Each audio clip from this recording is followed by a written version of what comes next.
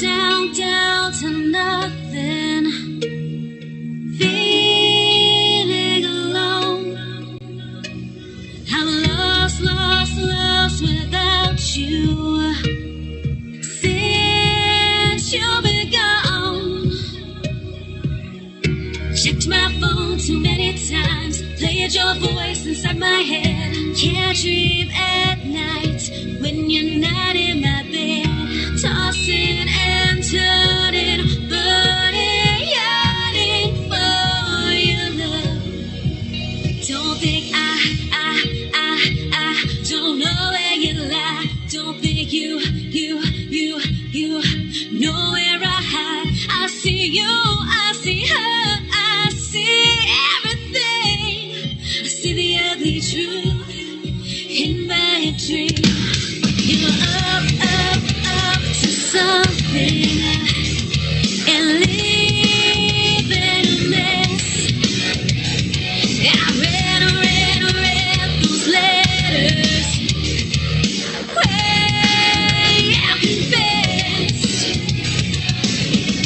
Checked your phone too many times, played her voice inside my head. Can't dream at night when she's there in your bed. Tossing and turning, burning, yearning for her love. Don't think I don't know where you lie. Don't think you know where I hide. I see you, I see her, I see everything. I see the ugly truth in my dreams. Don't think I don't know where you lie. Don't think you know where I hide. I see you, I see her, I see everything. I see the ugly truth in my dream. Dream on, dream on, dream on, dream on, dream on, dream on, dream on, dream on, dream on, dream on, dream on, dream on, dream on, dream on. Don't think I don't know where you lie. Don't think you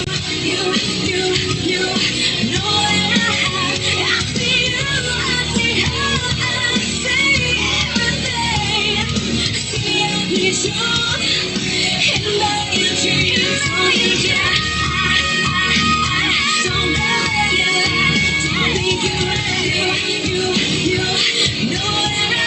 I see you, I see her, I see everything. I see the ugly truth in my dreams.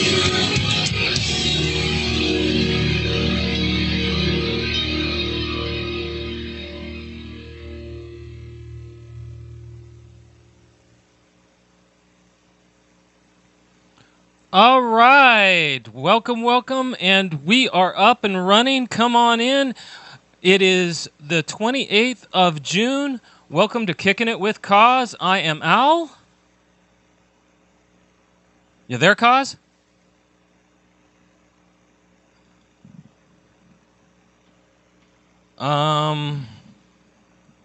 Okay. Okay, well, apparently Cause is not here. All right, everybody. We are up. We are running. Welcome, welcome. Good to see everybody. How are you doing today? I'm kind of scrambling because I expected Cause to be on the line, being able to talk, and he can't. Oh, here there he is. Happy Sunday. Is it still Sunday? It is still Sunday. How'd you like that video? That's from Roses Unread. We play them a lot, and that's their latest and greatest video. Oh, okay. Well, that explains. Cause wanted me to make sure this got put up, and it got put up. So I tried to do it last night. It was late, and my stuff wasn't working right. But that's why I do test broadcasts on the weekend, so things appear to run smoothly during the normal showtime. Mm-hmm. Well, They appear to be running smoothly now. Thank goodness, right? Yeah. Hello, everybody. Good to see you. Hello, Holly. Hello, Heath. Come on in, everybody. Join us. Join us. Become a part of the group. Share us, follow us, like us, and let us know that you are in the room. Come on in. So how is your week going? Good. It's really good. Busy as normal. I've got 3 short weeks in a row. I just came off of a short week, which is a 4-day work week, going Nice. into another 4-day weekend because of the Independence Day holiday. And then that goes right into another 4-day work week because that's my scheduled 4-day work week. So I got 3 4-day work weeks in a row. 3 days. Very nice. Very nice. Well, I'm going to be going camping this week, so I'm happy. I haven't made up my mind what I'm going to do. Governor Abbott re-shut down the state kind of again. Oh, yeah. I heard about that. Yeah, dude, our cases are like through the roof. I mean, it's like stupid. I pay attention to places like where my parents are or where my girls are with my kids. Yeah. Where friends live, and I kind of measure how we're doing here in Texas, comparing that to other people, and we're not doing good. We're number 1, that's for damn sure. Just keep a good attitude and say that. But yeah, man, we're just it's like, in Dallas and Fort Worth, we're like 500, 600 cases a day. Oh, wow. That is a lot. Houston, man, dude, Houston is off the chain. They're like in the thousands per day. Wow. Hello, like, Kamo. It's good to see you. That is a lot. The governor luckily didn't knock I think I don't think he changed our phase. He just cautioned, kind of told everybody off. If you don't stop it, we're going to have to move back to phase 1. Yeah, we didn't go back to phase 1. Governor Abbott, I mean, this is kind of stupid. He closed all the bars again. He had all the bars closed. Yeah. Then he backed off occupancy to 50% in the restaurants. I think we were up to 75%. Okay. I've got a story about that because last week, guess who wasn't on the show? I wasn't. There's a story behind this, and I wasn't herding cats or babysitting cats. I forgot what you said. I said you were saving cats at Chaz. Saving cats. Oh, at Chaz. Oh, great. No, this is nuts. Okay. I always keep my house locked up. So I have a storm door on my front door, and then I have, of course, my door. Yes. Door has 2 locks on it. Storm door has 1 lock on it.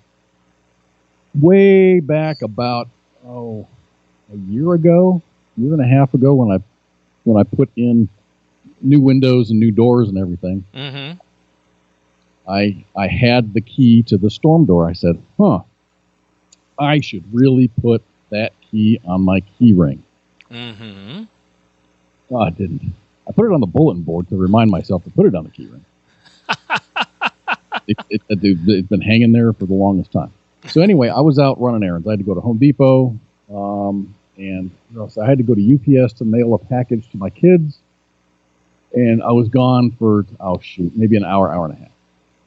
When I came back, my garage is in an alley. Like my front door is on the main street, but my garage, I have to go down an alley and then turn into my garage. Okay. Turn down the alley, and normally when I get to the mouth of the alley, I can hit my garage door button, and the garage door starts to go up. Mm-hmm. But it wasn't going up. I'm like, I wonder if my battery's getting low. So I'm right next to the damn garage door, and I'm mashing this button, and nothing's happening. I'm like, crap.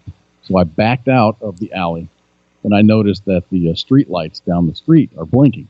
I'm like, oh, this is probably a power outage. Uh-huh. So I pulled over to the front of my house, and I'm like, okay, I'm going to give this a few minutes.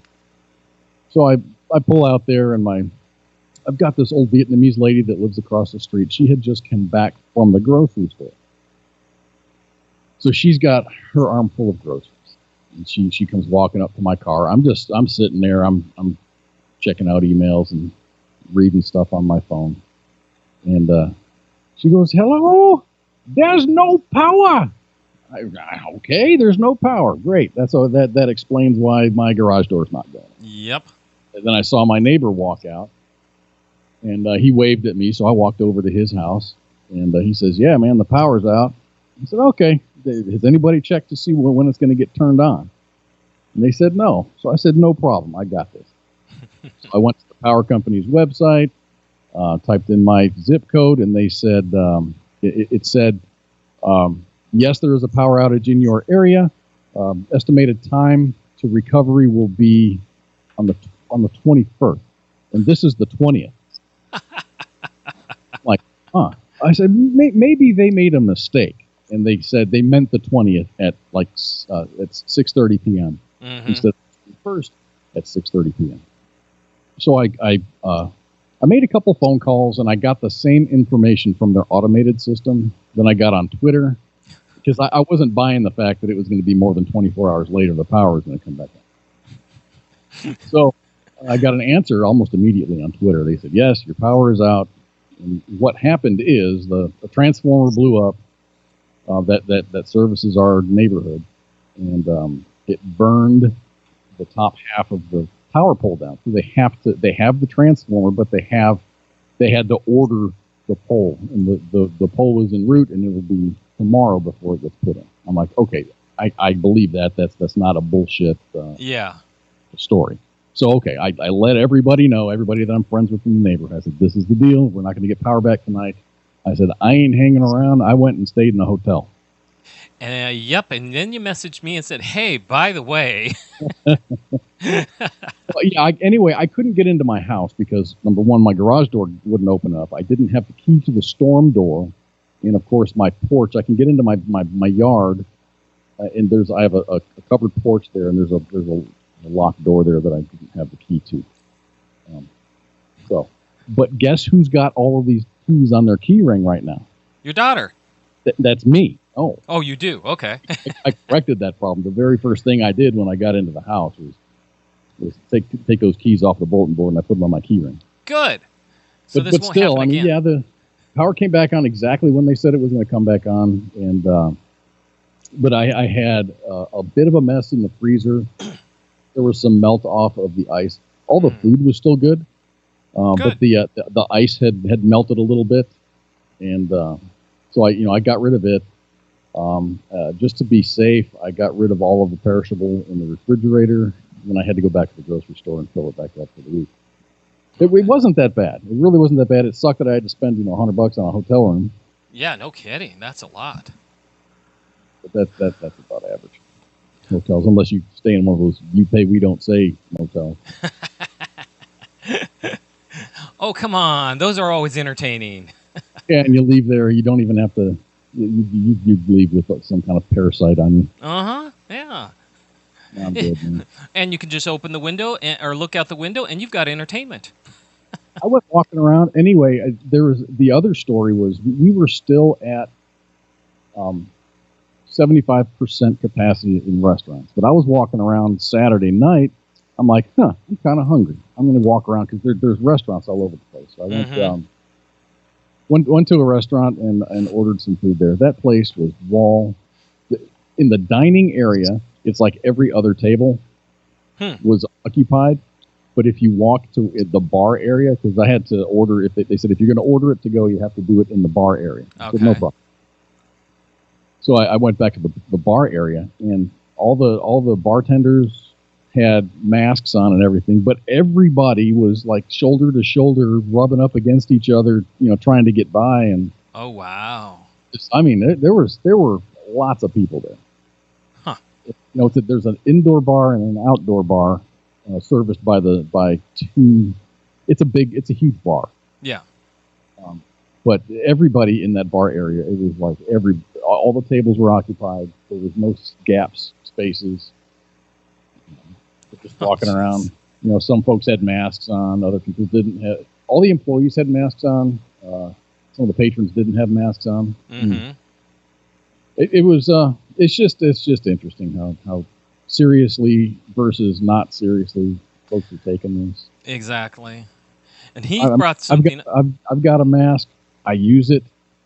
So, whenever I go somewhere, if I go into Walmart or whatever, or if I go into a store, or if I'm out in public or whatever, I'll wear a mask. Jeez. It makes other people feel comfortable, then I'm fine with that. Exactly. Jeez. I'm looking at the chats, Heath. He says our governor and elected senators decided to change our state flag without putting it to a vote with the citizens of Mississippi.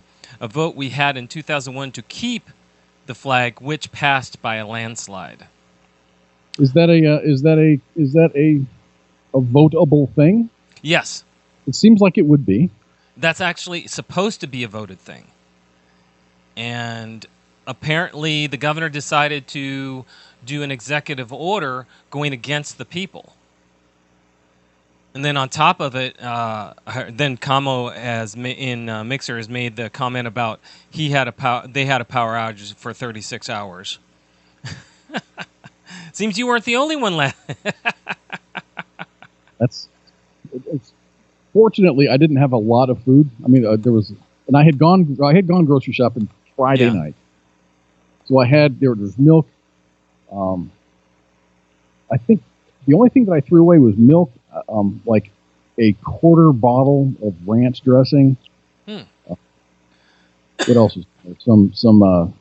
Some lettuce I threw away. I kept the tomatoes because they weren't cut up. They were fine. Yeah. It was just a handful of things. It wasn't much at all. That's not bad at all. If my daughter was here, I would have had lots and lots of food. Well, with me, I'm hoping to get my generator fixed soon. And once my generator's fixed on my RV, if something happens in the house, I can take what I can and put it in my RV and turn on the generator.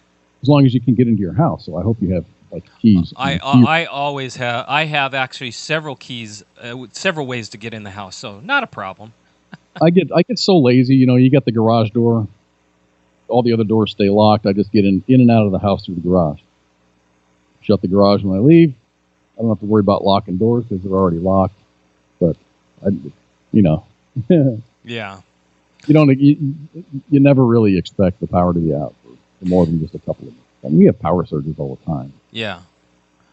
That's the longest my power's ever gone out. I've gone through tornadoes before, and my power wasn't out that long. See, I've had power out for 2 days up here. In Nebraska, we had power out for a week back when I was a kid. So it varies, and it depends. Also time. I mean, back in the 60s, or back in it was in the 70s. What we take for advantage for quick response back then, they didn't have quite the quick response. It was a lot harder to get things done back then. I think they did a good job. I mean, the power was out for just a little bit more than 24 hours. Yeah. And that replaces a transformer, and they dug a hole for a new pole. Yeah, that's doing pretty good. They moved the pole and then stuck another one on the ground. So yeah. He said the governor actually voted to suspend the rules to change the flag. That's nuts. There's so much knee-jerk stuff going on right now. They need to stop it. I don't have a personal opinion about the Confederate battle flag and images thereof. Mm-hmm. I don't have it. I can understand how it might make people upset. It's a part of history. So I think it's a discussion that needs to be had. Mm-hmm. And it's just like the monuments. I think if you want the monument removed, and it's just like they did it in Dallas. The way that they did it in Dallas was correct, and the way that they did it in Fort Worth was correct. They voted to remove the monuments and whatnot. Yeah. They're going to be preserved. They're not going to be destroyed. They're going into a museum. That's the way it should be done. You don't spray paint it and knock it over and chop its head off and light it on fire. I agree with you 100%. That's property damage, and you should be prosecuted if you take part in that. Trump signed in the executive order he saying that he did. Now it's a 10-year penalty. You will go to prison for 10 years if you're prosecuted. They've got pictures. you have to have a DA that's willing to prosecute. I guess you're right. That's true. That is true. So, 4th of July is coming up next weekend. Woo-hoo, Independence Day. My red, white, and blue. I got red, white, and blue boxers I'm wearing that day. Oh Lord! All right, Boxers like underwear, but just like red, white, and blue shorts. Not that I really want to see your pasty whiteness, but you have to send a picture of this. You know this. Hello, Bailey. Good to see you. Well, I've got no plans. You said you're going to go and do some camping. Yes. Haven't made up my mind yet. I'm thinking about a road trip, but if this Rona thing's just out of control, so I just might stay home, barbecue, light off some fireworks. Well, the lake that I go to, in fact, hold on while I'm talking about the lake. Here we go. The lake that I go to. There's been a lot of states that have canceled the fireworks. Yes, but this is actually these are private places that do this. Mm-hmm. There's several campgrounds on this lake, and they're privately owned. They shoot off fireworks, and there's a couple of them, I think like 3, that actually compete with each other for the best display. And the picture I have behind me is where I'm going to be, and there's going to be fireworks over the water. I was going to say, do they have a barge that goes out there and just fires off a bunch of... They put them out on the docks, and they actually do, yes, have a couple barges on top of it. Right on. That's good. It should actually be very, very nice. Every year I've gone since, I think since 2009, I've been out there. And every year, that's what they do. They have the fireworks, and it is really cool to watch. We're gonna have some family out there. Our campsite is allowed to have 10 people, so we're gonna have some family out there so they can watch, because they don't want to go where the big crowds are, which is downtown, to watch the city fireworks. So we're just gonna. But the cool thing about that is even if that stuff is downtown, I can watch the fireworks that are shot off in downtown Fort Worth. Yeah. All I have to go to is like an open area with an unobstructed view, and you can see it. You're not right up on it, because I've always loved going and watching the fireworks. As a kid, bringing my kids, it's just a fun time. I love a good 30-40 minute long explosions in the sky. It's just awesome. I love it. Exactly. Since I have no voice, I personally do not care if the state flag is a cat covering covering poop, but the people deserve a vote. I agree with you, Heath. 100% I agree with you on that. You can't take the voice away from the citizen. No, and I think that I have to agree with Camo over in Mixer. He says the court will overturn that executive order, and I agree. The federal court, all they have to do is sue, and it'll go up, and it'll get overturned, because you can't suspend rules like that just willy-nilly. You have to put things to a vote, and especially if it's in the state's constitution. Yeah, I'm all for states making up their own minds. So if the people want to bring it up to a vote, that's which they choice. did, and they voted not to change it. Yeah. So they're just it's really suspending the will of the people and going, nah. Yeah, and then this is something I know. All these things that are going on with governors like Inslee and him allowing that occupation in Seattle, and the mayor, there's going to be repercussions politically for what they did, because there's a bunch of people in Seattle, the business owners, that are suing the city and the state. And then you've got a lot of residents in the area that are now trying to move out because of what happened, and they realize whatever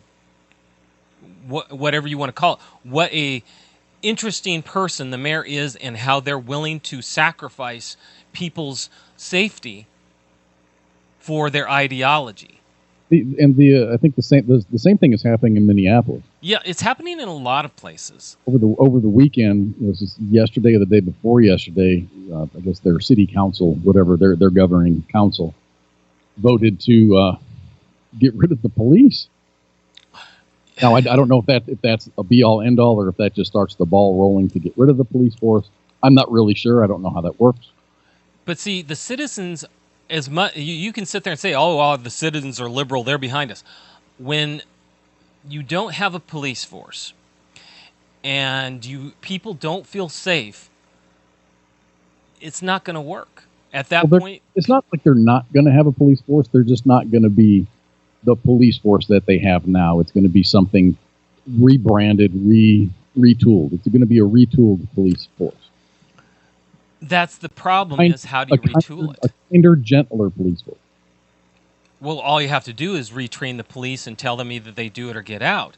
They're talking about actually less police, not prosecuting a lot of crimes now. They're talking about cutting them down to where they only go after specific crimes.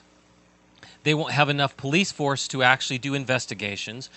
It opens up the gates, kind of like was it your mayor or it was your mayor who decided that they weren't going to prosecute anything over or under what was it, $1,000 that was damage? The city of Dallas. The district attorney said they weren't going to prosecute any thefts under $700 or $900. It's doing the same thing, because it tells thieves where their boundaries are.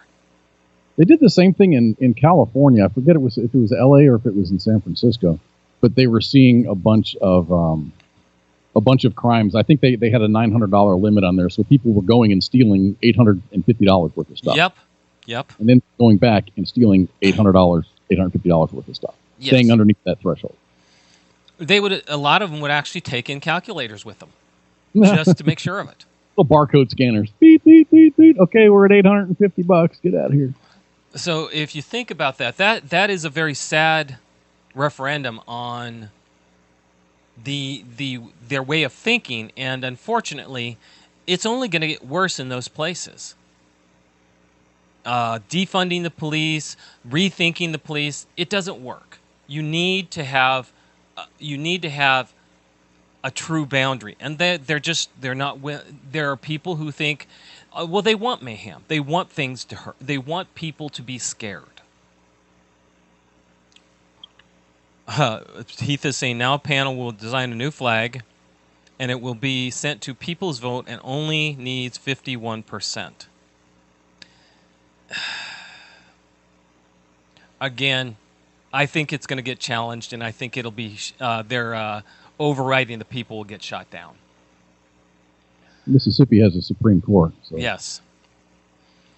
So this turmoil that's going on, this is the last-ditch effort of anarchy trying to take control, to make people scared to go against the minority of people.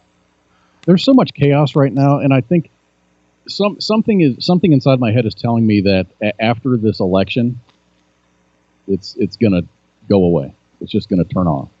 Either President Trump is going to be there for another 4 years, or we're going to have somebody else.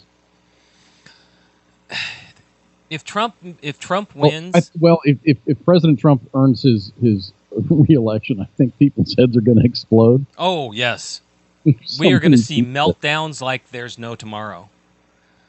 But at that point, if you think about it, President Trump at that point can take off the kit gloves, because at that point he can't get worry about being reelected. Exactly. Anymore. He can actually at that point do exactly what he has said he wanted to do. And I think that would be fun to watch. I sometimes they even bring it up on some news media, Fox News, where they'll show the night that Hillary lost, Oh yeah, with all those Oh, all this screaming in the streets and crying at the convention and or crying at the where they're supposed to have this big victory party and mm-hmm. the people there just They had meltdowns and they were screaming, and it's just you're just sitting there going, that's a sign of people who have no true hold on reality when they cannot accept something like that. Because I don't know, man. I've had presidents that I liked. I've had presidents that I didn't like. Yes. And I'm letting you know, 8 years of President Obama and 8 years of President Clinton really did nothing personal for me or against me. I lived my life. I did everything that I needed to do. I took care of my family. I took care of myself. Yeah. It really had no personal effect on me. I agree. It didn't have personal effect on me.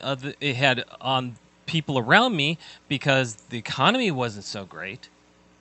But personally, me, no. And that's what you have to look at. I survived. I didn't loot anything. I didn't burn anything down. I didn't get any tattoos that says "Not my president." And exactly. And that's what I think has to be seen. Kamo said, and I think this is the way the nation feels. I don't know, but this is just my feeling. He said Biden for 2 weeks, and then his vice president will take over. Yes. That's probably what the plan is. And they're all saying that right now Biden's ahead in the polls, and it's like he's ahead in the polls because he hasn't shown his head. He has. But the thing is, he does these little basement town hall things. Yes. He's a bumbling mess. Yes. People don't really watch it. There's 3 scheduled debates, and he's even trying to get out of those. I know. Because they said that out of all the debates the Democrats had, only one time did he look okay. One time. Well, he's not getting any better. No. I think I think they actually should try to bump the debates up earlier so that the early votes will see this also. And there's a PAC out there that put out a commercial, and it's basically saying that in a world or in a nation where it seems like everybody is losing their mind, we don't need a president who already has lost their mind. And it was a commercial against Joe Biden. It was really a well put together commercial. Yeah. Heath, I get that, and he made a good point. I'm not sad that we are losing our state flag. I'm mad that a new one is being forced on us. I agree. This is the type of thing that. The thing is, you put it up for a vote, and you're going to get a flag that's called Bodie McBoatface. You know what I mean? Yeah, but that's the sad part about all this is what's the mayhem that is actually taking place. I don't know. Is Mississippi is the governor a Republican or is he a Democrat? I'm surprised a Republican would pull this. I think it's what's going on right now is like this rabid virtue signaling. Everyone is trying to out virtue signal the others. The Dixie Chicks came out and they said, okay, we're changing our name. Now we're just going to be the Chicks. Mm-hmm. Dropping the Dixie name. It's like, you guys have been out of the mix for years and years and years and years. I mean, unless you're a personal Dixie Chicks fan or the Chicks fan, I didn't know. Mm-hmm. I mean, I used to like their music, and then they started talking crap against George W. They became political at the wrong time. They got very political at the wrong time, and then they just kind of faded away. Yep. And I hadn't seen them until now. They announced that, hey, we're changing our name. I'm like, dude, you're still a group? Exactly. I mean, it's pointless. Holly says it's just free. It's just free publicity at this point. Absolutely, it's free publicity. And Heath is saying the governor of Mississippi is a Republican. I'm surprised the Republican government would pull that, because PC or not, being touch and feely or not, he's going to piss off his own constituency. Because people, a lot, you're talking independents and Republicans tend to be about, okay, if you want it gone, vote on it. Don't just do it.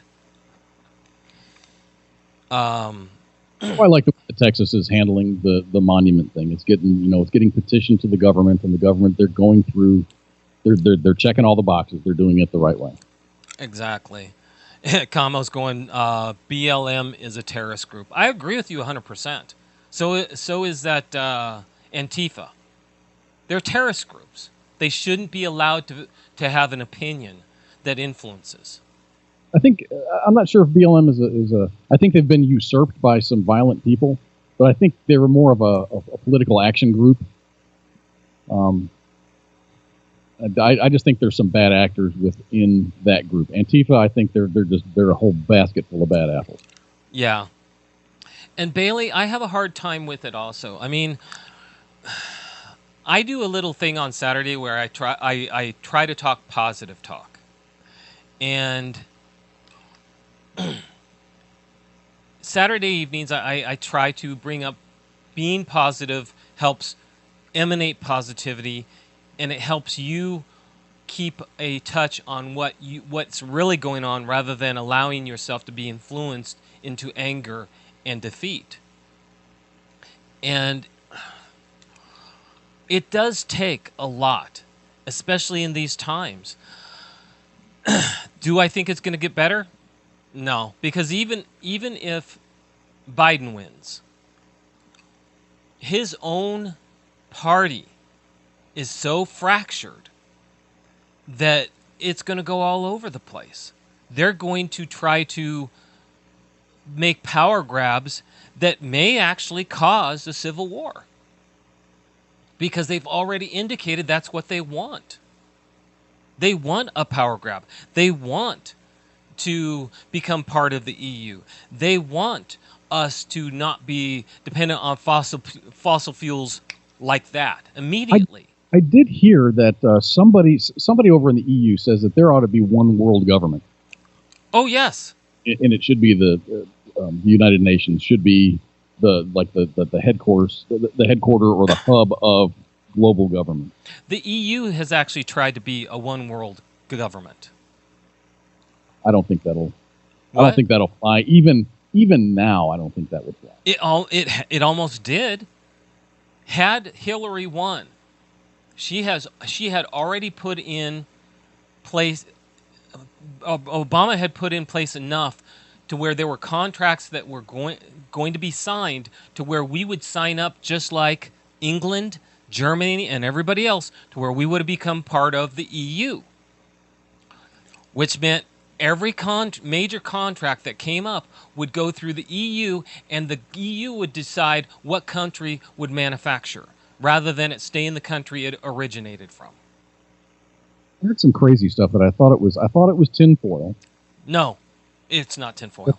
But it was in Texas, of all places. Yeah. It was like 30,000 acres of land that was purchased by the Chinese government. It's somewhere in between El Paso and San Antonio. They were going to have like a huge power generation wind farm. Yeah. But the Chinese government was going to own it. And that's just it. And everybody talks about how great wind farms are. You want to know one of the biggest downfalls? Everybody talks about how it's so eco-friendly. Talk to anybody who lives around any of those wind farms. They have people going out picking up dead animals constantly. Like birds and stuff? Yep. The sonics confuse the birds and they fly right into them.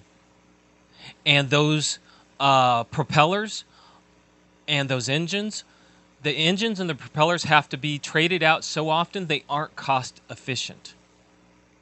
I'm always seeing those things, like parts of those things. But those things are massive. You see a picture of those, and it doesn't really do it any justice. No. Those things are massive, man. And, yes. and those blades are all one piece. And They have to replace them constantly.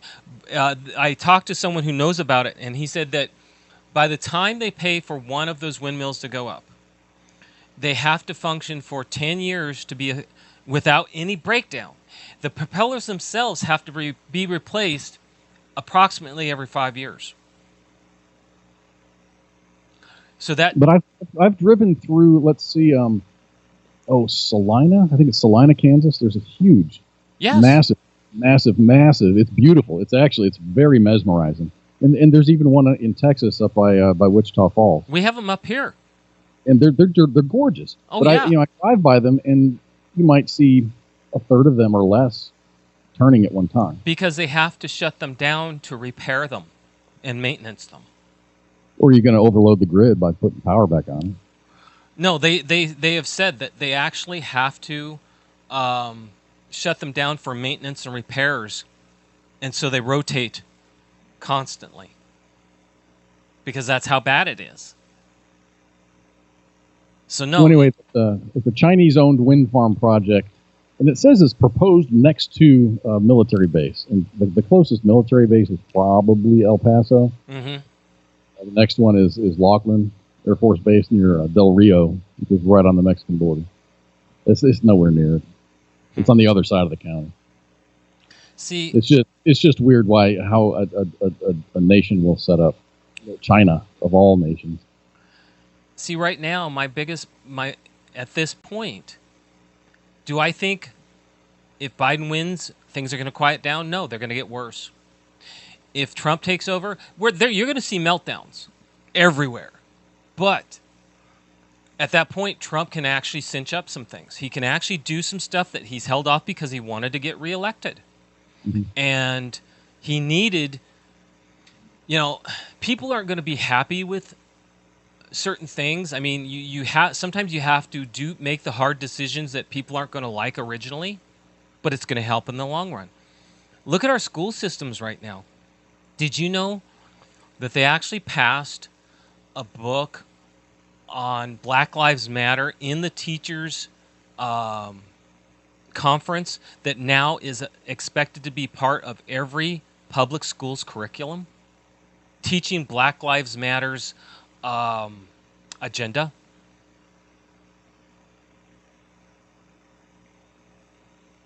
I heard it being talked about. It actually got passed in the teachers' conference. In other words, it wasn't by the president. It wasn't by the Senate or Congress. And see, I think at this point, Senate and Congress need to get involved and start saying, okay, these basics have to be covered. These things are not allowed in.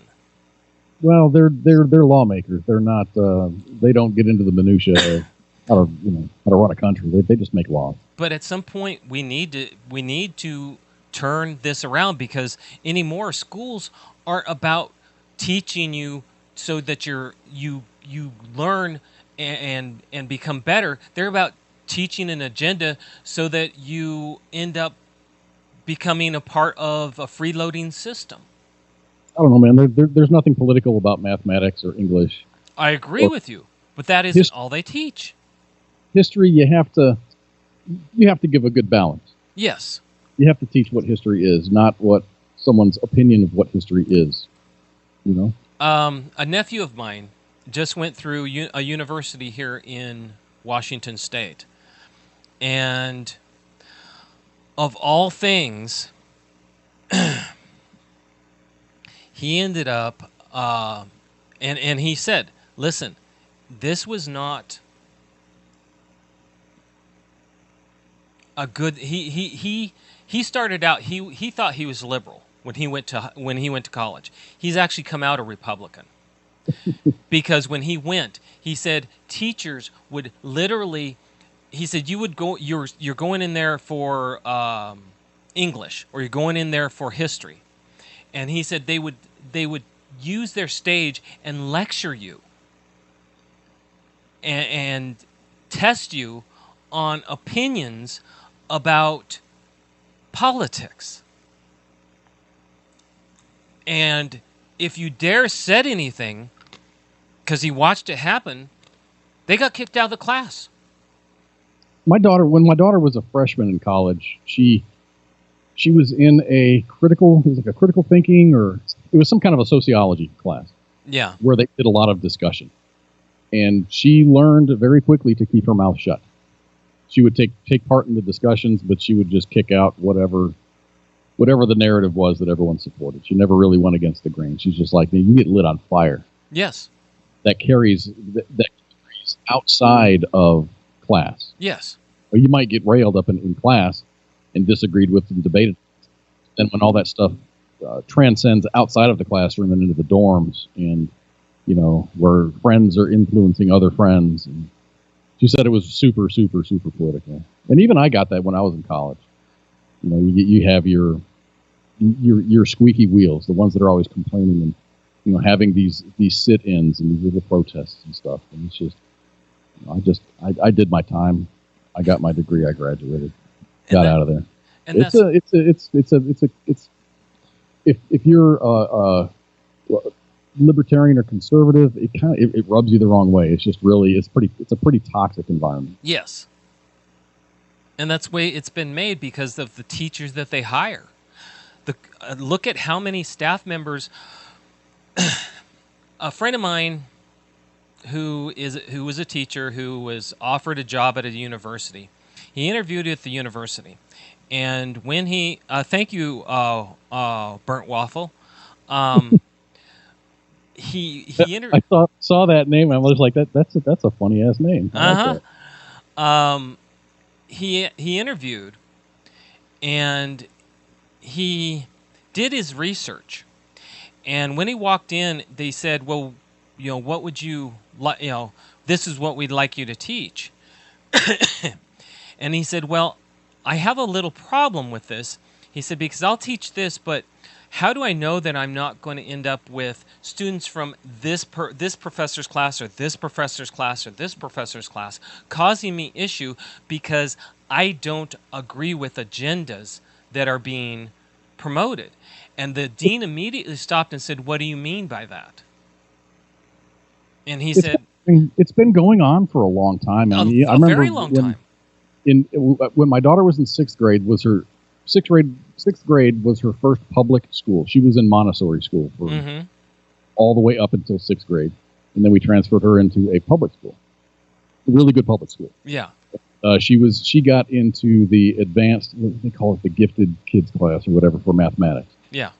You had to test to get in, and the instructor, the teacher there, pushed the kids really, really hard. And these kids are brilliant. They're very, very smart. They're advanced, and they're very good at what they do. Yeah. And a lot of kids go into when they get into the high school ages, they get into, it's a good step into like a STEM type of school where you engineering and heavy on the math. But there were some families in the school that thought it was just like an exclusive club, and they were excluding all the other students. And the teacher was just like, "No, this is on top of the other stuff that this is an extra class." Yeah. That these kids want to get pushed, so they test to get into this class to make sure that they have the aptitude to learn, and then they're pushed once they get in there. They sit through the boring ass age specific mathematics classes, but then they stay an hour or two after school, and that's when they go to these other classes where they're challenged mentally as far as mathematics go. And the parents got that class shut down because they said it was excluding the underachieving kids. Really? It was crazy, man. It was crazy. And see, it's okay. I mean, because both my wife and I, at the time when I was married, we were pretty good at the math. Yeah. I work in engineering, and but my ex-wife is just smart as hell. She knows a little bit about everything. So it was fine. It was fine. My daughter really excelled, but both of my kids excelled at mathematics. Yeah. Because of us as parents. Not because of the teachers, because they weren't allowed to push the kids. Well, and that's my problem is they do stuff like that. They're again, this guy, a teacher told me about this stuff that goes on. And it was, to me, very upsetting that the college, when he actually gave his viewpoint, told him that he was not going to be accepted because of his viewpoint. When my ex-wife actually got her PhD, and she became a college professor, and she taught at Bowling Green, and she has standards, and you have to meet those standards. If you don't meet the standards, all the standards in the syllabus are clearly laid out. This is what is expected of you. This is what we're going to be covering. And she never threw any curveballs during the year. Yeah, opportunities to make up points and stuff. But if you took a test and you didn't pass it, then you didn't pass it. And the faculty there was just like, Mrs. Cos, you need to just pass them, because they're there for their graduate degree. She was teaching graduate level classes and PhD level classes. Yeah. And if you get a C or a B, you may as well have failed that class, and you're going to have to retake it. Wow. So she was handing out C's and B's like they were nothing, because that's what the students earned. That's what they got. Yeah. You set a standard, you maintain that standard, and it's just like going to Ranger School. You don't change what boxes you have to check to graduate Ranger School because you happen to be a female, or because you're just not quite as strong as the next Ranger candidate. And that's what they were wanting her to do. They were wanting to, make exceptions for everybody. Can't do that. You have to have a standard and maintain that standard. I agree, and that is the problem. Is they're trying too hard to include everybody when true school means you either earn or you don't. And anymore, that doesn't seem to. That falls on deaf ears. And it's very sad when it does that. I mean, at some point you actually have to start looking at what you're really doing to the children. And I don't think the Camo had a question. Didn't the Green Berets get caught changing standards? I don't believe that they did. I know that there is a female that is like right at the end of her Q course. Yeah. Which is awesome. I think that's awesome. If you can make the standard, man, that's awesome. You're a badass. I'll never say anything different. That's just awesome. Yeah, it is. It is. It is great. Like I said, I at this point I've got my problems with everything, and it's sad that things have happened the way they have. I'm glad my kids are out of school. Guess what? My youngest daughter just graduated Friday. That's right. How'd that go? She said it was the most anticlimactic graduation she's ever had. She said it sucked because everything was remote. There was, only immediate family members were allowed to be there, and everything else was, watch it online. And it's video recorded for posterity's sake, and you can buy a videotape or a DVD. I guess they don't sell videotapes anymore. Showing my age again. But she said it was very anticlimactic. But so she just has to go to get her state certification. She's going to do that in a couple of weeks, and then off to the workforce she goes. Wow. She was 30 days. She was supposed to graduate in April, and she was about 30 days. She was about 30 days of curriculum worth of curriculum left, and then they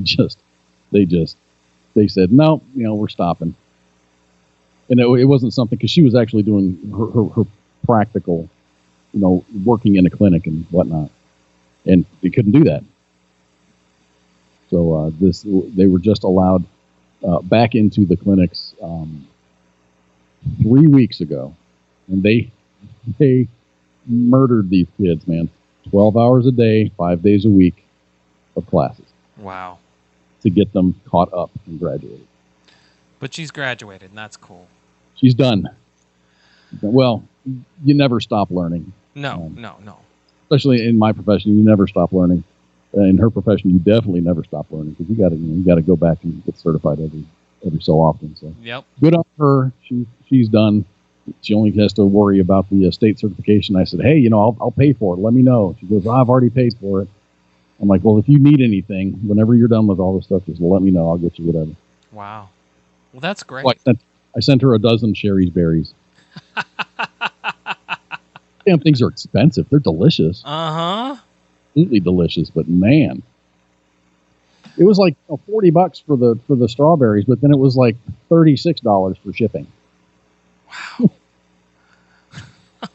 Well, because it's it's FedEx overnight in a chilled box or whatever. They got some kind of dry ice packs and stuff in there to keep it I fresh. still need to get you your spam Spam flavored macadamia nuts. Yeah, I still have to get you those.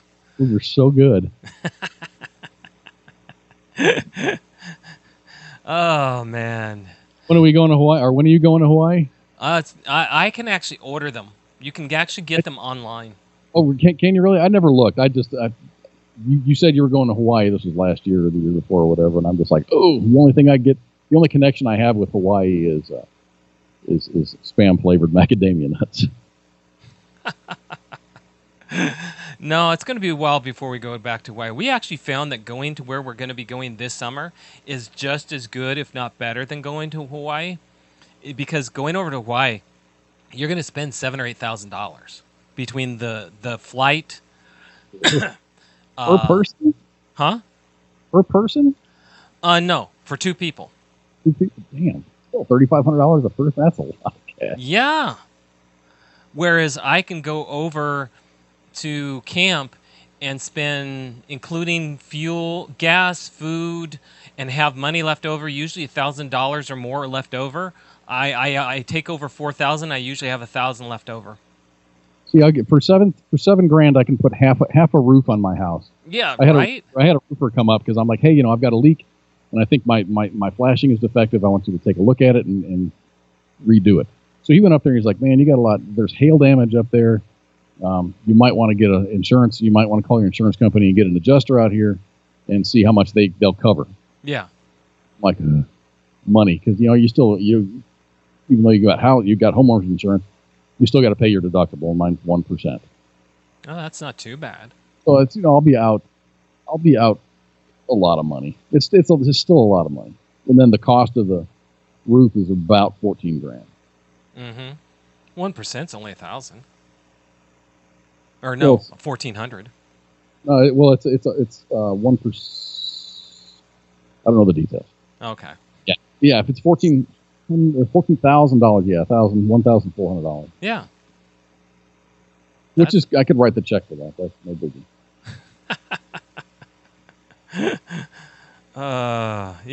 Yeah. In fact, here, Kamo brought up spam macadamia nuts at Amazon. Way to go, Como, man! Thanks, bro. It's only a 10-ounce bag, though. What? It's only a 10-ounce bag for them. His link's only a 10-ounce bag. Oh, they've got big ones. If you go to the actual company. I'll bet you I'll be paying $30 for. Yeah, that's the same damn bag. I'm a cool. So awesome. If you haven't tried them, please.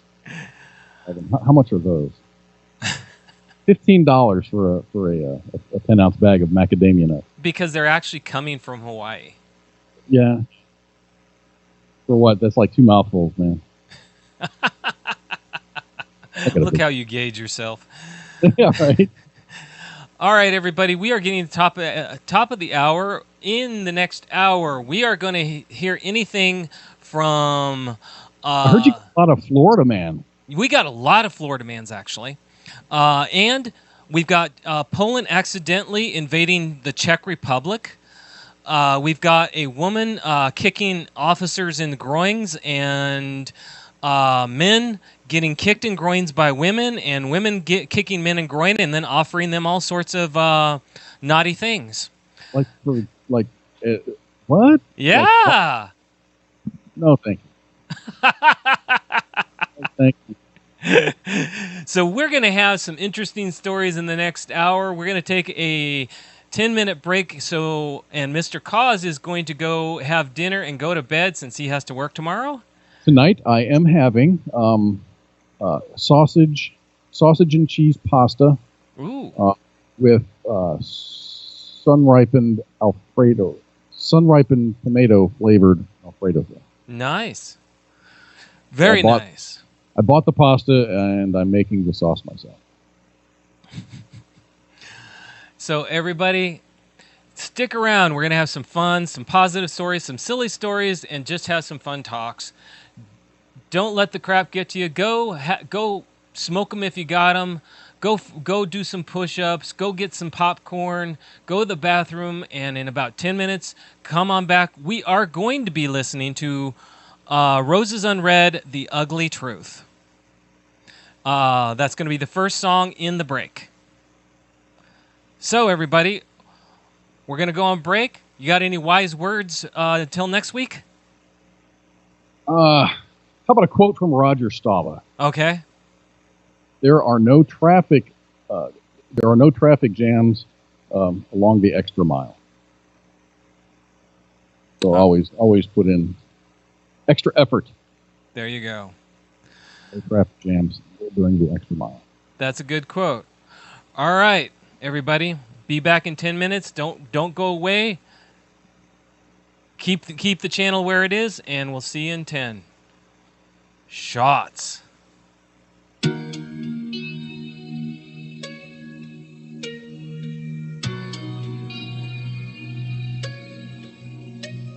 I'm down to nothing, feeling alone. I'm lost without you. Since you've been gone, checked my phone too many times, played your voice inside my head. Can't dream at night when you're not in my bed. Tossing and turning, burning, yearning for your love. Don't think I don't know where you lie. Don't think you know where I hide. I see you, I see her, I see everything. I see the ugly truth in my dream. You're up to something and leaving a mess.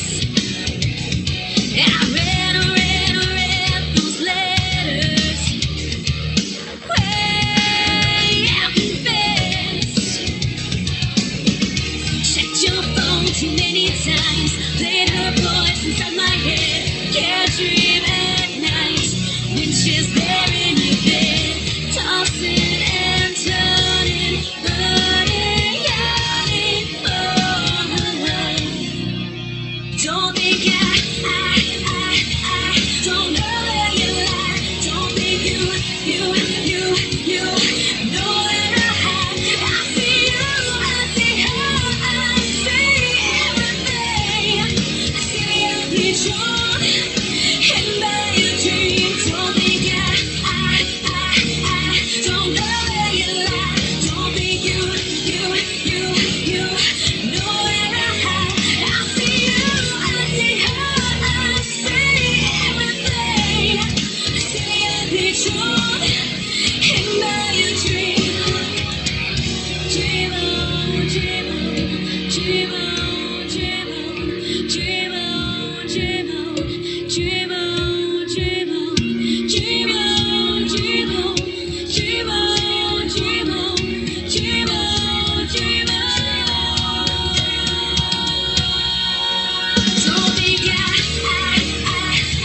don't know where you lie.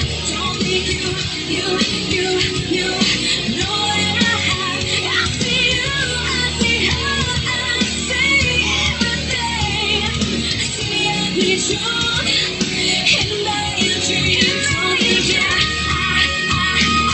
don't know where you lie. Don't think you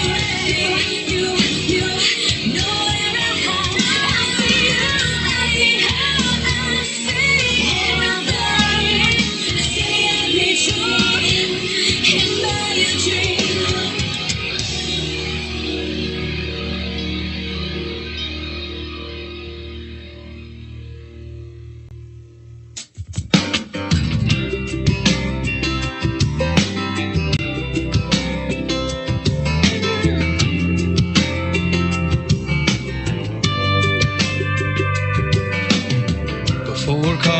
Tuesday, it's already been a bad week. My girl's had a couple flats, and my dishwasher sprung a leak. From the kitchen, her complaining, you know it just ain't cute anymore. I get the itch, starts drifting towards the great outdoors. I smell the honeysuckle blooms, I can see the red buds too. In my garage, I got rods up on the wall. I got a giant boat in the yard under a faded camo tarp. I need a reset to my spot, I hear the call. Just gone fishing, let her know that I ain't gone.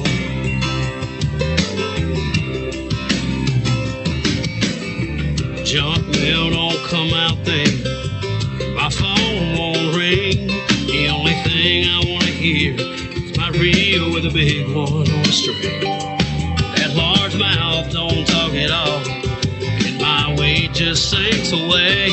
Set him free, bring him home, the one decision I gotta make. I smell the honeysuckle blooms, I can see the red buds too. In my garage, I got rods up on the wall. I got a giant boat in the yard under a faded camo tarp. I need a reset to my spot, I hear the call. Just gone fishing, let her know that I ain't gone. I got my tackle box in the front seat and my best friend in the bed.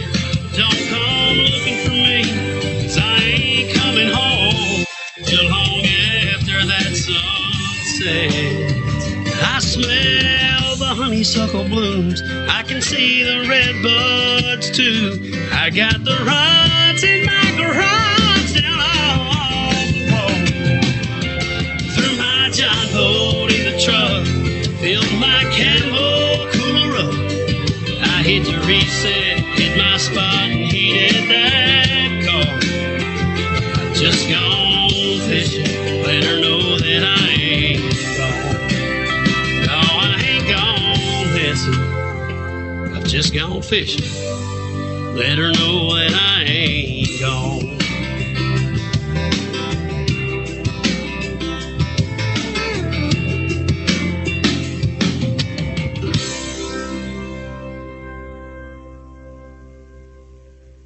Wear a condom? We're in Fayetteville. No one gets STDs here. The voice of U.S. Army, WTF Moments. This is WTF Nation Radio.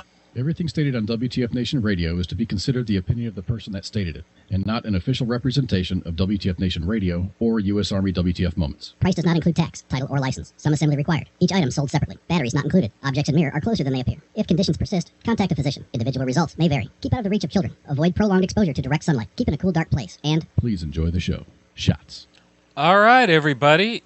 We are back for the second hour of Kicking It With Cause. I am Al, the host for the second hour, as Mr. Cause has to go eat and get some rest. You know how us old men are. All right. First song that we played was The Ugly Truth by Roses Unread, a group that likes the station and has allowed us to play some of the music. If you came in the first hour, the very first thing you saw was part of their video. Sometimes it's nice that people like us. All right, everybody, come on in, sit down, let's have some fun. It's time to stop with the serious stuff and let's look at the silly stuff. As I was saying before we went to the second hour, there's a lot of things that go on out there. The people are always pulling on our heartstrings, trying to make us angry, trying to make us sad, trying to make us upset. And you know what? It gets tiring. And yeah, I don't want to be a part of it at the moment. So let's talk about silliness. What out there is not being reported on? What out there is silly? What is going on in this world? Well, never mind the skyscrapers. Grab a deck chair on Milan's beach. In Milan sun worshippers finally emerging from months of coronavirus lockdown do not have to travel far to find a deck chair and a parasol. A beach beckons right in the middle of one of the city's main business districts. Excuse me. It's not the seaside, concedes 22-year-old student Maru Manara Rosina, but we're nearly there and with some imagination.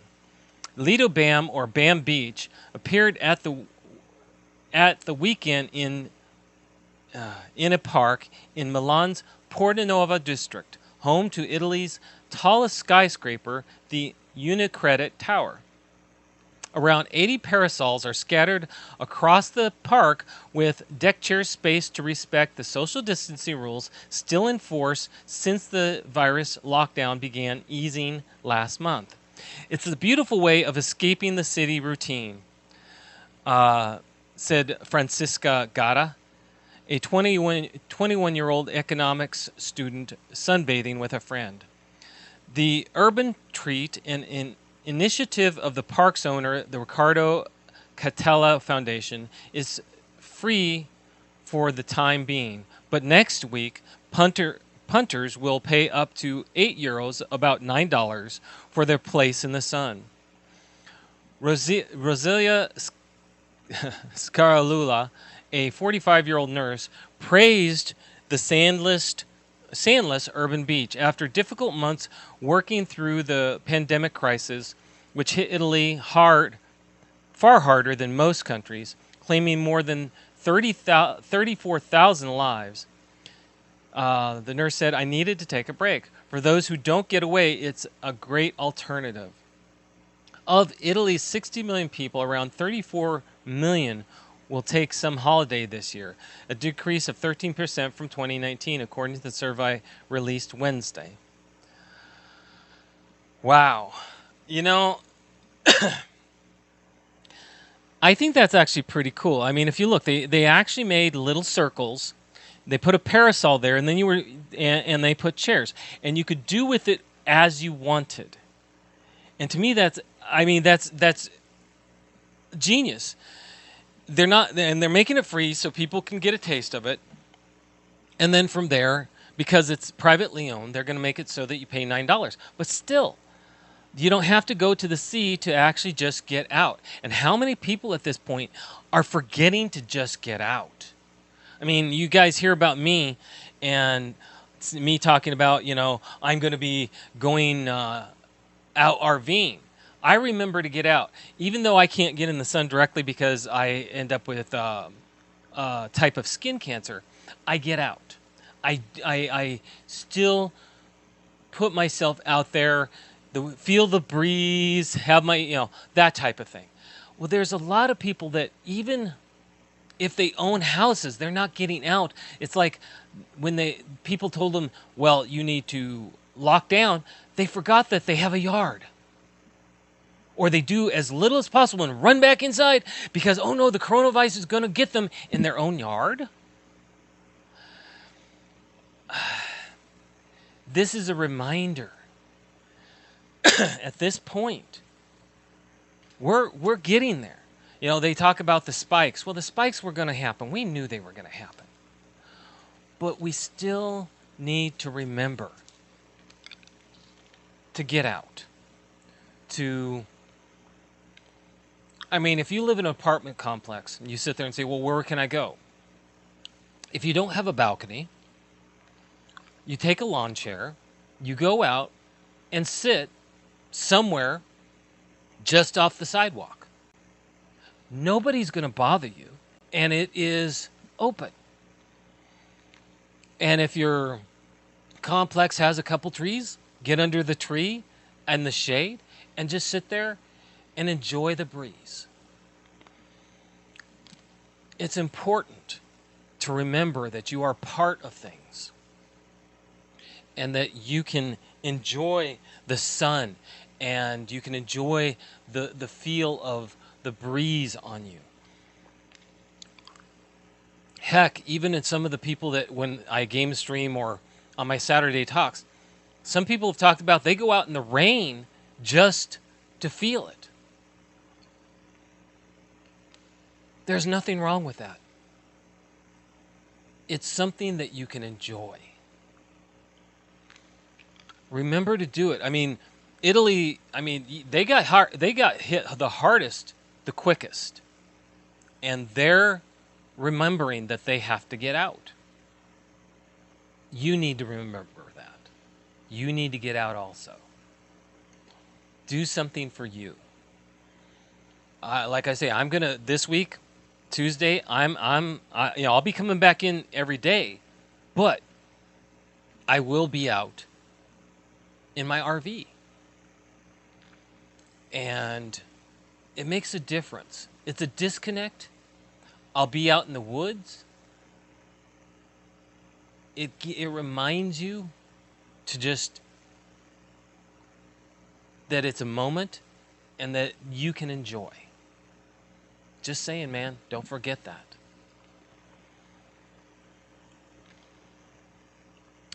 Poland accidentally invades Czech Republic in minor misunderstanding. You'd be forgiven for not knowing that the Polish military recently invaded and briefly occupied territory in the Czech Republic. Seems like headline news, sure, but it appears that even the Polish troops didn't know what they were doing. A spokesman for the Czech foreign minister confirmed to NPR on Saturday that Polish soldiers mistakenly deterred citizens from entering a church on the Czech territory in close vicinity of the Czech-Polish borders. Czech officials say the incident happened in late May near a small village just across the border from Poland. They added that their diplomats immediately noticed their Polish counterparts and that Polish soldiers are no longer present at the site, which Czech nationals can again visit as they wish. That's odd, don't you think? I mean, yeah. Poland's foreign minister confirmed that the incident, while contradicting the assertion that it was officially notified, neither the minister nor the Polish embassy in Prague was formally informed about it. According to information, the case was discussed by the authorities responsible for border protection on the Polish and Czech sides. The minister's press office said in a statement, "In the spirit of good Polish-Czech relationships, we believe that this was only a minor misunderstanding that was quickly cleared up."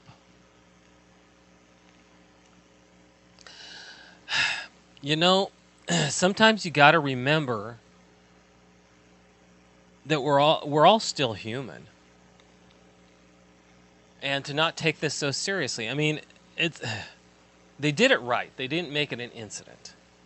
They just simply went, "Oops, sorry." You know, anymore, there's a lot, people just need to remember that, our world is getting smaller, and we need to be more aware that we don't have to be so harsh with other people. I'm not the person to go around and say, let's have kumbaya moments. I'm not. But I am someone that believes there's better ways. Oh, wow. Didn't mention, Kaz said he forgot to mention this, but everybody, if you see Spanky, wish her a happy birthday. She's like 22 or something. It's Spanky's, Spanky's birthday. Wow, I didn't even realize that. Bad me. Doggone it. Anyway, it's nice to see countries don't make such a big deal. And it's funny that it didn't actually become an official problem. That's cool that it actually was just dealt with. Now, not so smart people. Woman kicks officer in the groin after refusing to pay an $80 ticket. No joke, people. In Oklahoma. Camo said, no, Camo, I'm not going to repeat that one. Cashion, Oklahoma. An Oklahoma woman is accused of kicking an officer in the groin after she refused to sign an $80 ticket. Body camera video shows Deborah Hamill's combative confrontation with a police officer in Cashion. Hamill was not willing to pay up when a police officer issued the ticket, which was for a broken taillight. When she was asked to step out of her vehicle, Hamill refused and told the officer he was full of poo-poo. Then she drove off and led the officer on a brief pursuit. Once Hamill pulled over into a parking lot, the officer approached her vehicle with his gun drawn. Then he pulled her out of the truck. A video shows Hamill kick the officer in the groin while resisting arrest. After she refused to put her hands behind her back, the officer deployed his stun gun and was able to place her in handcuffs. Do you realize you just got yourself in a whole lot more trouble, the officer said. Yeah, I tried to kick you because I'm a country girl, said Hamill. Hamill refused medical attention, but officials said that they brought her to the hospital for an assessment. An $80 ticket becomes resisting arrest just because she says she's a country girl. Okay, who in our chats is country girls, and would you do such an interesting thing just for a tail light?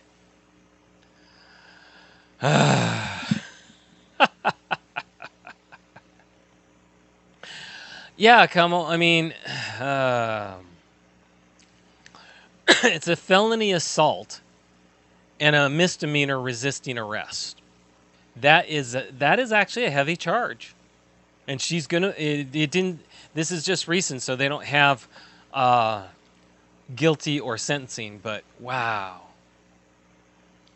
You have to wonder, where are these people? Come on, do we have any country girls? Come on, Bailey, Holly, anybody. Any of y'all just sitting there going, I'm a country girl, but I wouldn't do that.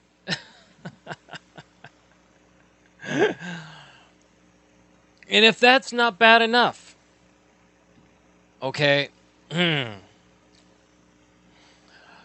a crotch-grabbing man jailed after sexual suggestion to lady mail carrier. Now, I don't understand this, but it was the week of grabbing places.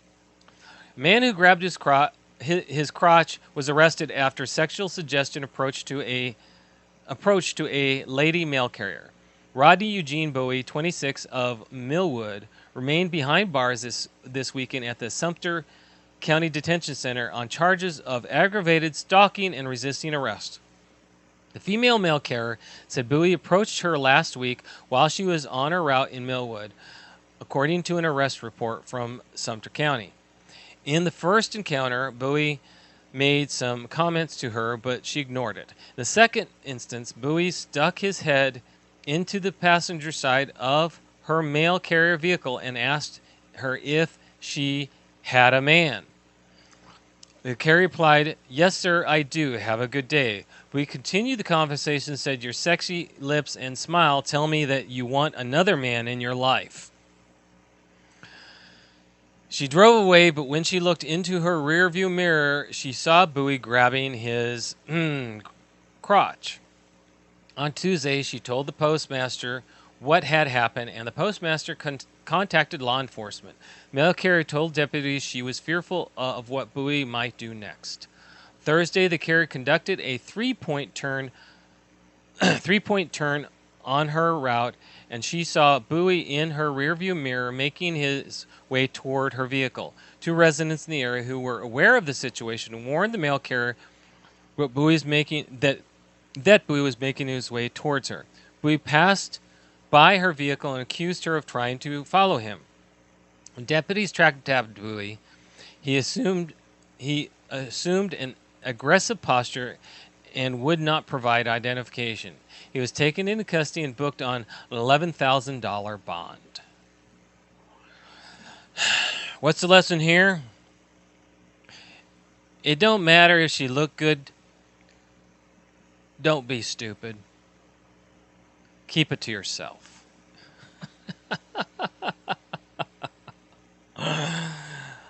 I mean, yeah, right, Richard. He was a country girl too.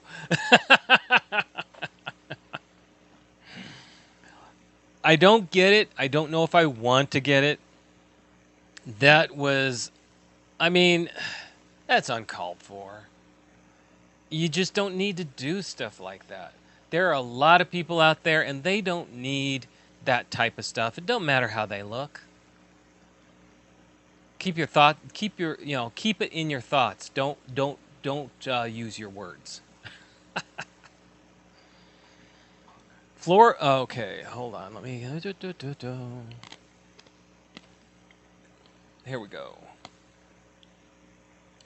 Without explanation, a Florida judge sought jail time and required bail for protesters. This is funny.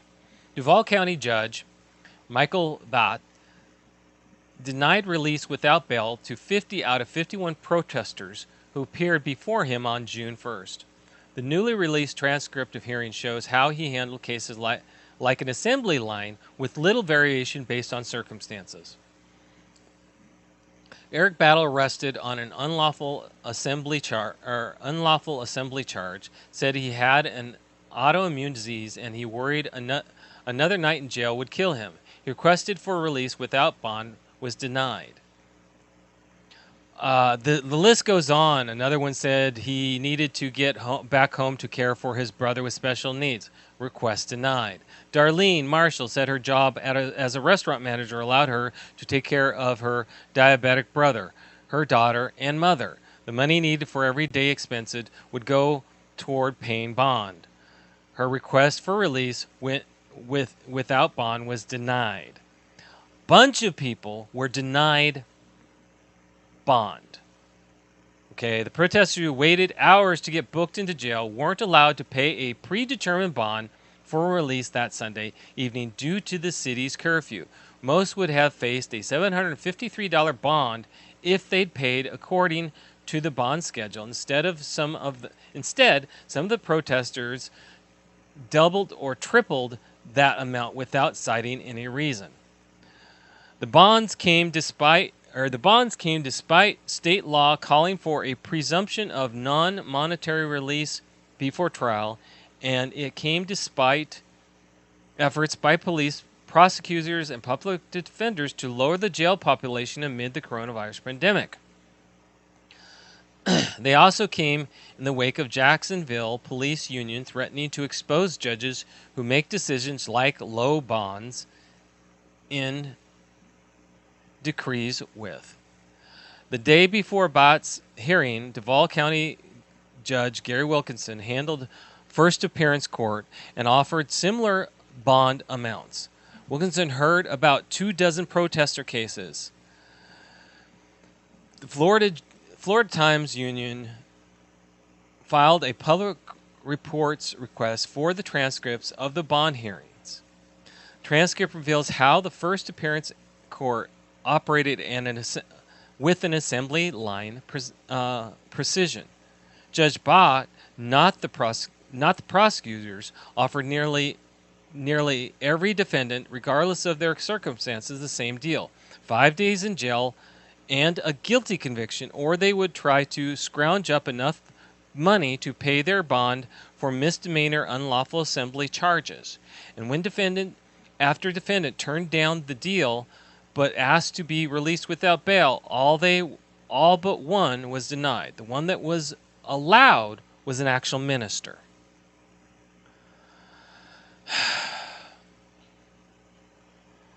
You know what? I don't have a problem with that.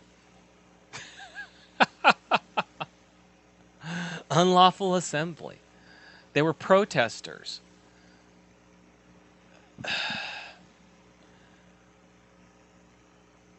The assumption that they could just keep doing this, to me, they sit there and talk about the coronavirus and how dangerous it is, but yet they think it's okay to protest.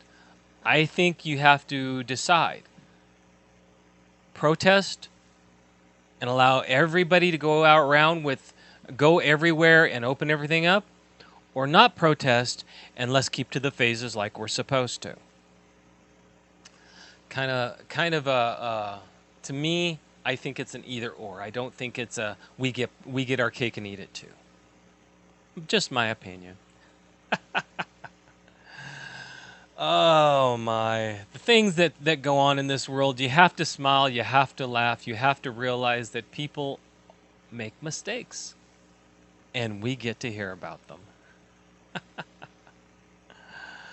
Florida man, here we go. Florida man kicked and groin by girl he wanted to have sex with. Fort Lauderdale. Police have arrested a man who they said tried to force his way into a 16-year-old girl's Hollywood home as she was walking home from school. Matthew Walker, 23, was arrested Thursday in connection with a November 19th incident. According to Hollywood police, the girl was walking home from school when she was approached by a man on a bicycle. Police said the man, later identified as Walker, began harassing the girl and grabbed her arm. Police said he also made sexually explicit comments to her, indicating he wanted to have sex with her. The girl, who spoke to the local news, said she ran home to get away, but he tried to push his way inside. So she did the only thing she could think of, something she had seen on television. I kicked him in his private parts because I learned from watching Criminal Minds that kicking a boy down there really, really hurts. So that's what I did, she said. She said before he rode away, the man told her he was going to come back the next day. I was so scared I didn't even go to school.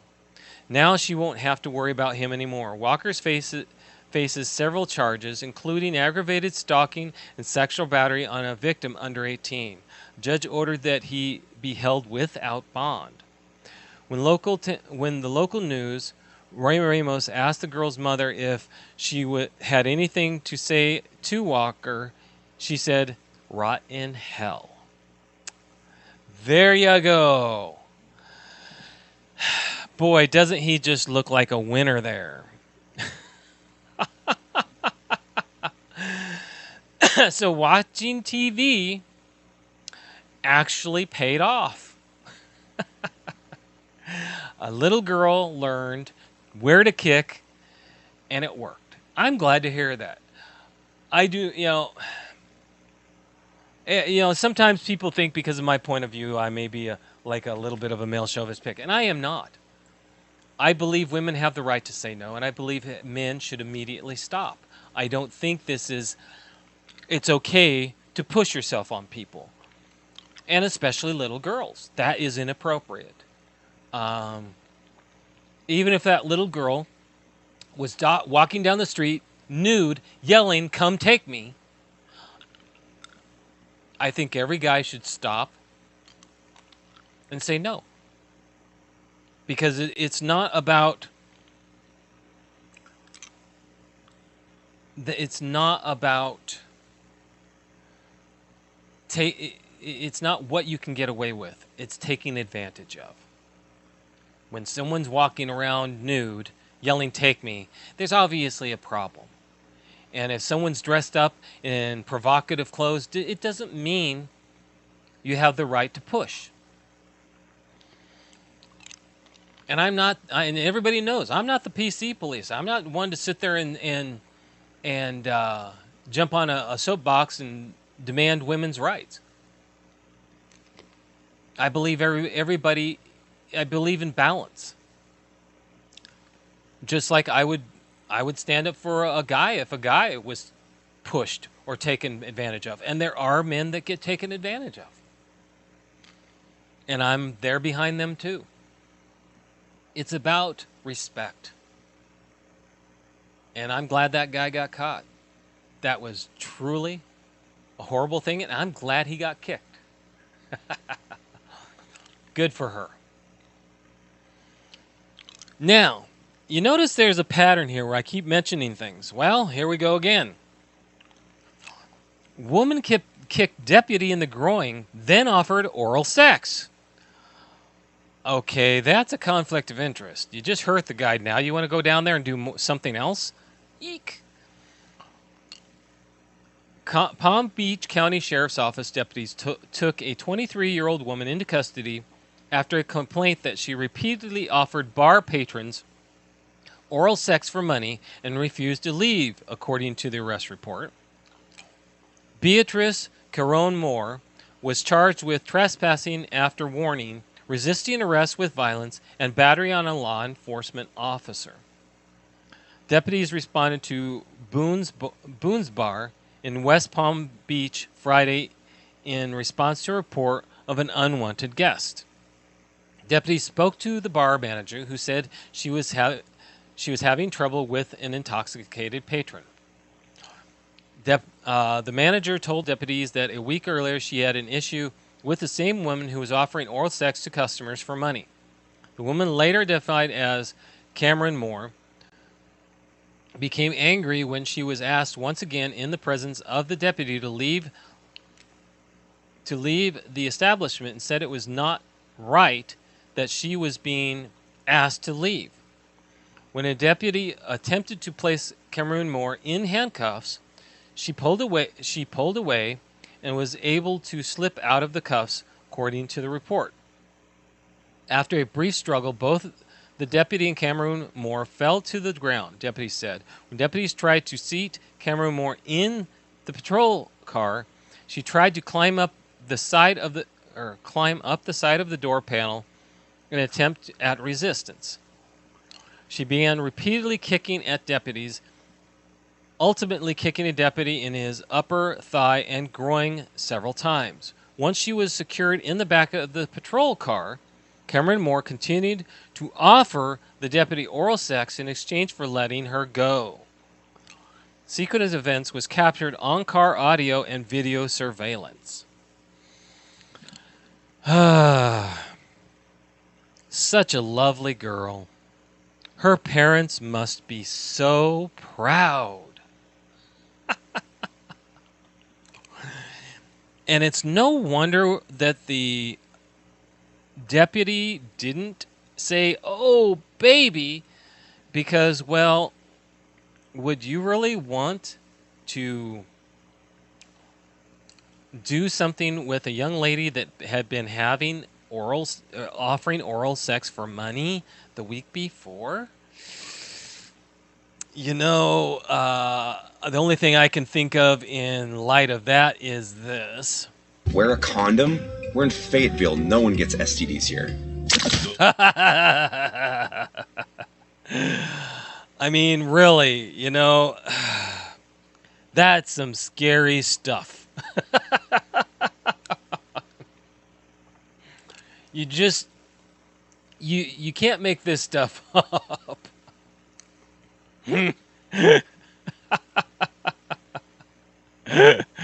Oh, you really do have to wonder. I mean, kudos for the police officer for not doing anything more than just cuffing her, because getting kicked there, I would have had a hard time containing my temper.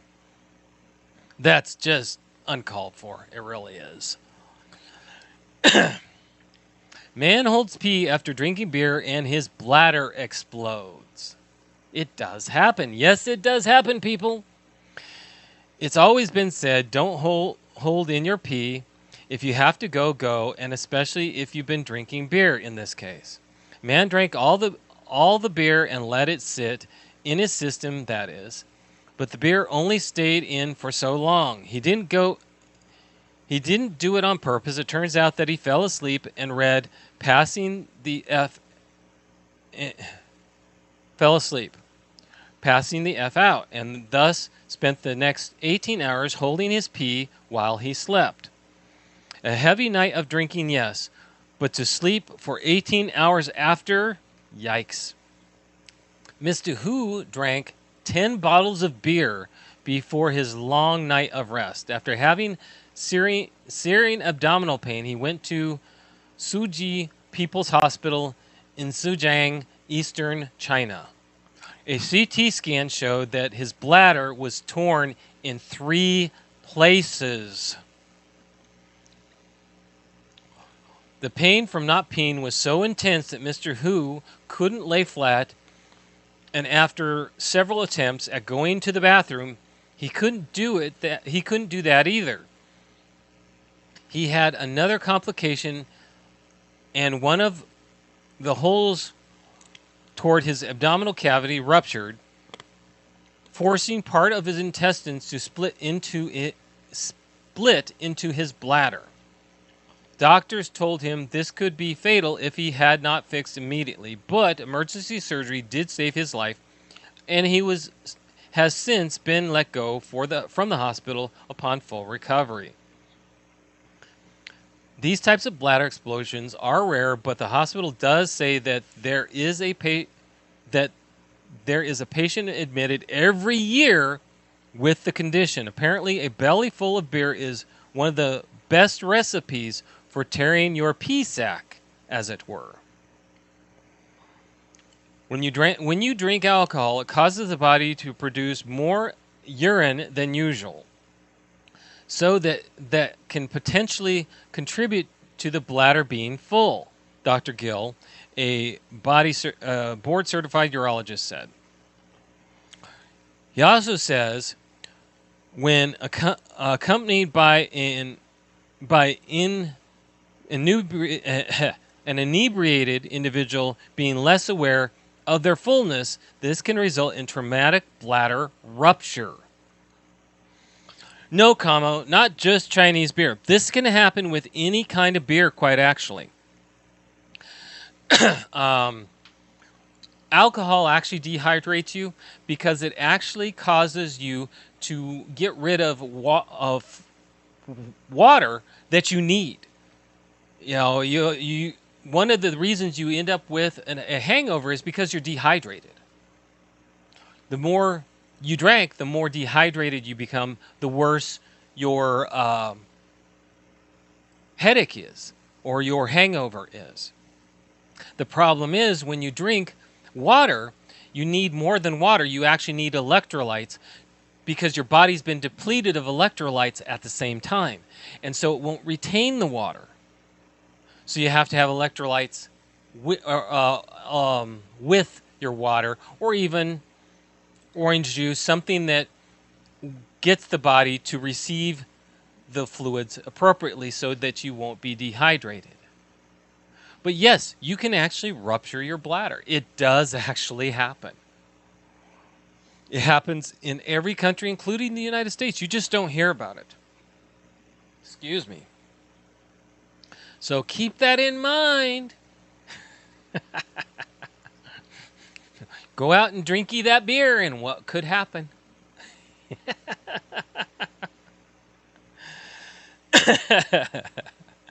Now, something that we can all kind of associate with. Study finds personality traits responsible for toilet paper hoarding.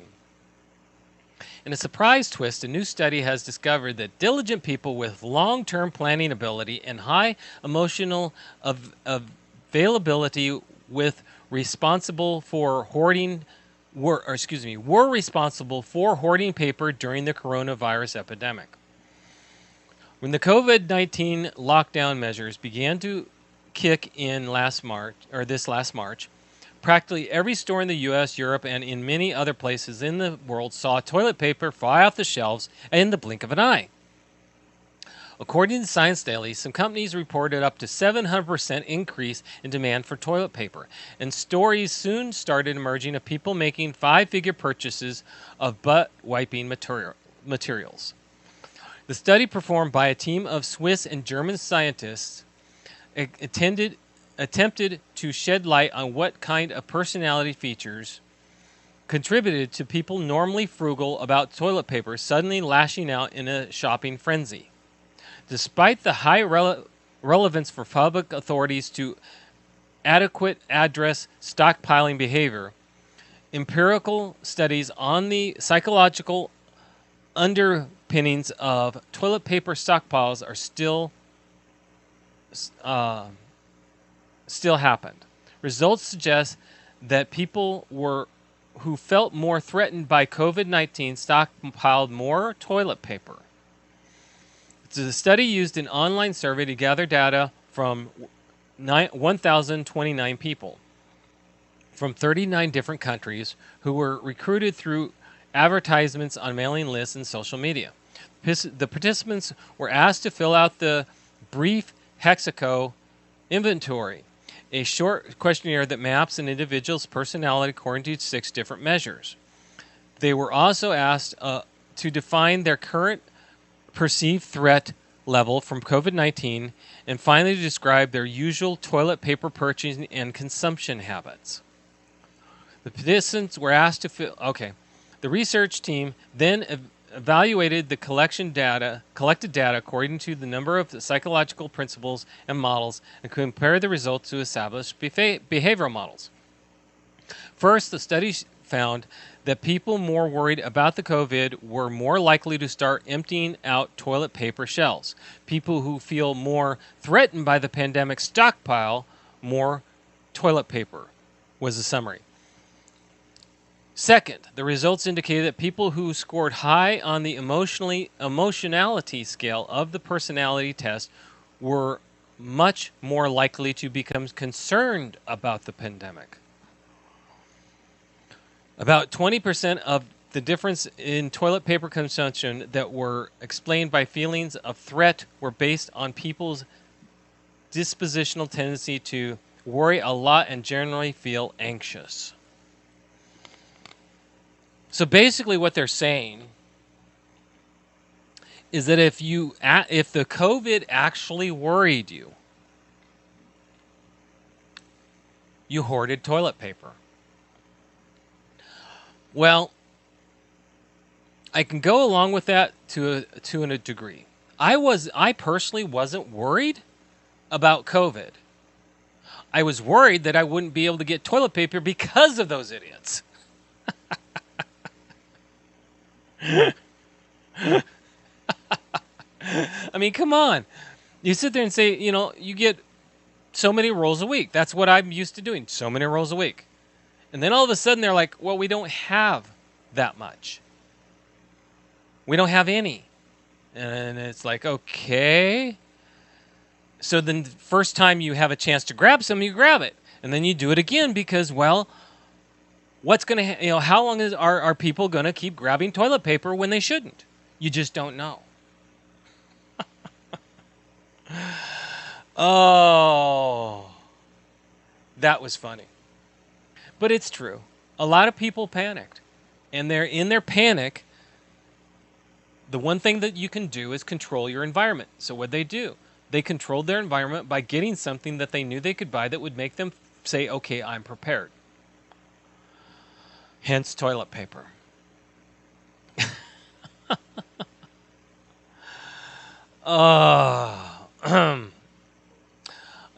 Well, you know what? I don't even feel like doing that one. That one is anecdotal more than anything. Here we go.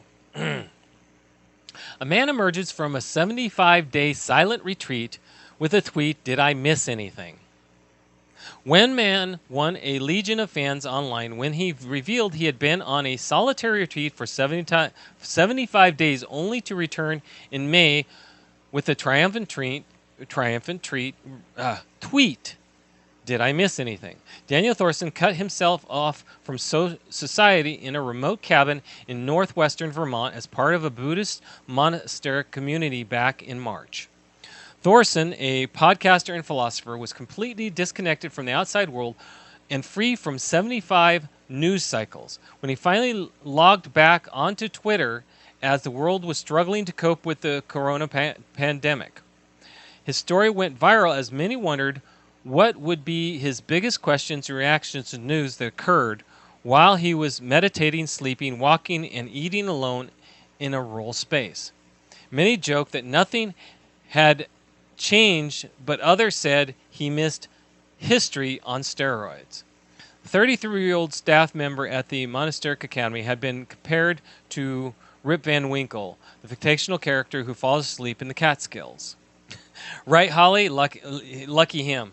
And he wakes up 20 years to find the United States and no longer ruled by Britain. After 2 days back, Thorson observed people at the grocery store seem more anxious than I remember. He told the New York Times he hadn't installed the COVID operating system yet when he walked into a Shaw's supermarket. He'd been the interest of many, but he doesn't feel the difference. Everybody's been on a kind of retreat for the last 2 months, so in a sense, what I did is in less exceptional than in normal would have been. If you think about it, he's right. We've been on a retreat. We've been shut in our homes, whereas he went out into the woods and shut himself off. Kind of interesting, don't you think? And Holly, if you're that interested, go camp, dear. That's why I camp. I have horrible cell range in my campgrounds. So I really, when I'm out there, I'm really quite cut off, and I enjoy that. My wife and I enjoy that time. Think about that, Holly. I know you can get there. I know you can camp. I know you're capable. Do it. Take a weekend. You can work and leave Friday and come back Sunday evening. And you'd be surprised how much that helps you. Just saying, it helps my wife and I a lot. It makes all the difference in the world sometimes. Well, here is a good story. An odious story. Durian odor forces German post office to evacuate. The nasty odor of durian fruit coming from a package at a Bavarian post office left 6 workers hospitalized and caused 60 workers to evacuate. 12 postal workers received treatment for nausea, said a German broadcaster. Cops and firefighters were dispatched to Schweinfurt in Germany on Saturday because the package was suspected to contain a dangerous gas or a harmful substance. The fruit's smell had caused numerous evacuations globally. Described as the king of fruits across Southeast Asia, the spiky fruit has a smell that has been compared to rotten meat, sewage, and dead rats. It is so smelly that one of the most prized varieties, Malaysian Musang King durian, has never before been successfully imported to Britain until this decade. The name of the spiny fruit comes from the Malay word for thorn, dure.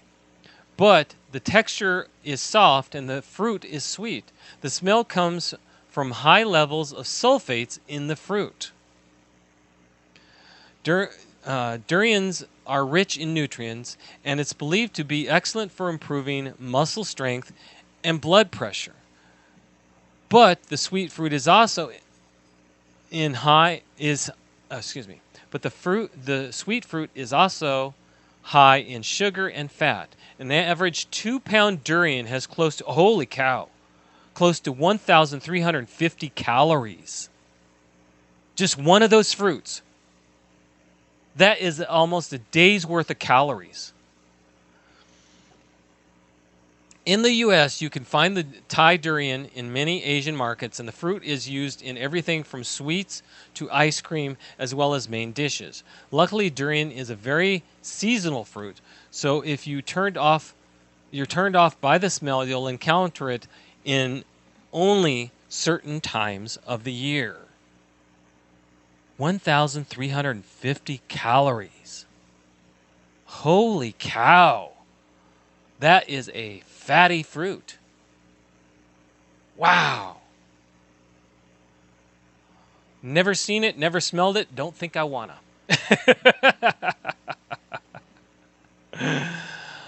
All right, everybody. We're getting towards the end of the show. Let me go through, see what we got. Oh, we got no guests. Right now, I don't see us as having any guests in the immediate future. So we will talk about shows. Mondays, we have the Monday Night Edition with Ice and Flash. Tuesdays, we have the Pop Culture War with CQ and Radar. Wednesdays, we have the Danza or Meditation Day. Thursdays is Sergeant's Time with Ice and Spanky. And then you have Sundays, Kicking It with Cause and Al, which is me. All right, everybody. It is that time of the evening to say good evening. Have a good week. Remember, the 4th of July is on Saturday. If you're going to shoot fireworks, be careful. Don't harm others. You're talking to someone who actually got a 3rd-degree burn because someone thought it would be funny when I was a kid and did something, and I ended up with a 3rd-degree burn that I still have the scar from. So be careful, people. I'm not saying don't have fun with fireworks, because they can be very fun.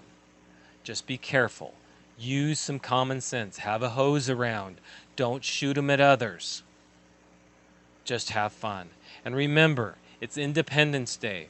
We are celebrating independence. It means the military is part of this because we helped make the independence and keep the independence. We are part of this. All right, everybody. You have a good rest of your week. Don't forget, the 4th is a holiday. I'll be back on Sunday. So will Cause. Enjoy. Keep yourself safe. Remember to take some time, put your feet in the ground, and ground it out. Keep it simple, keep it real. Be safe, and remember to smile. Because you just don't know who you're going to help, including your own self. All right, everybody. I love every one of you. Take it easy, and we'll see you next week. In Fayetteville, no one gets STDs here. The voice of U.S. Army, WTF Moments. This is WTF Nation Radio. Everything stated on WTF Nation Radio is to be considered the opinion of the person that stated it, and not an official representation of WTF Nation Radio or U.S. Army WTF Moments. Price does not include tax, title, or license. Some assembly required. Each item sold separately. Batteries not included. Objects in mirror are closer than they appear. If conditions persist, contact a physician. Individual results may vary. Keep out of the reach of children. Avoid prolonged exposure to direct sunlight. Keep in a cool, dark place. And please enjoy the show. Shots.